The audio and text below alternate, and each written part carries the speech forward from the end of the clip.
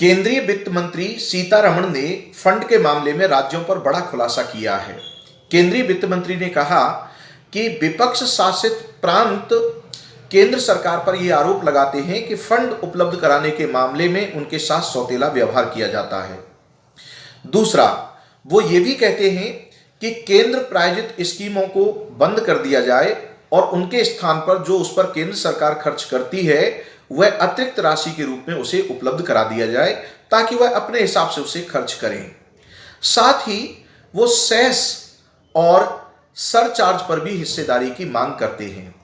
लेकिन जहां तक फंड उपलब्ध कराने का मामला है तो 14वें वित्त आयोग ने यह सिफारिश की थी कि केंद्र के कर राजस्व में राज्यों को 32% के स्थान पर 42% हिस्सेदारी दी जाए, यानी 10% हिस्सेदारी बढ़ाने की सिफारिश की थी।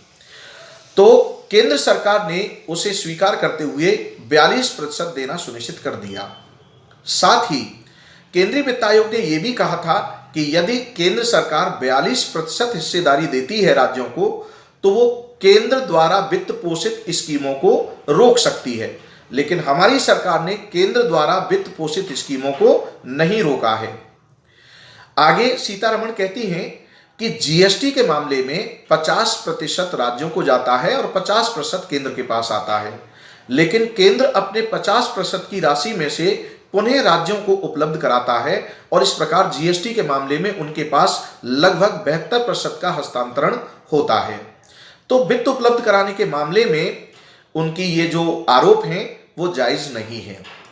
दूसरे, सेस और सरचार्ज के मामले में संविधान ने केंद्र सरकार को यह अधिकार दिया है और केंद्र सरकार को ही उसका उपयोग करने का अधिकार दिया है। साथ ही सेस लगाने के लिए कारण भी बताना होता है, इसलिए उसमें हिस्सेदारी की मांग करना गलत है। केंद्रीय वित्त मंत्री सीतारमण का कहना है कि राज्यों के पास फंड की कमी नहीं है और उन्हें जो फंड दिया जाता है उसके आधार पर जो राज्य के वित्तीय डेटा हैं उनको ध्यान में रखते हुए उन्हें चुनावी रेवड़ियां बांटनी चाहिए।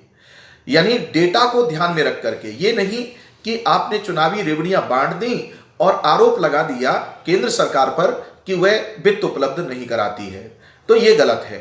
यानी राज्य के वित्तीय डेटा को ध्यान में रखते हुए चुनावी रेवड़ियां बांटनी चाहिए।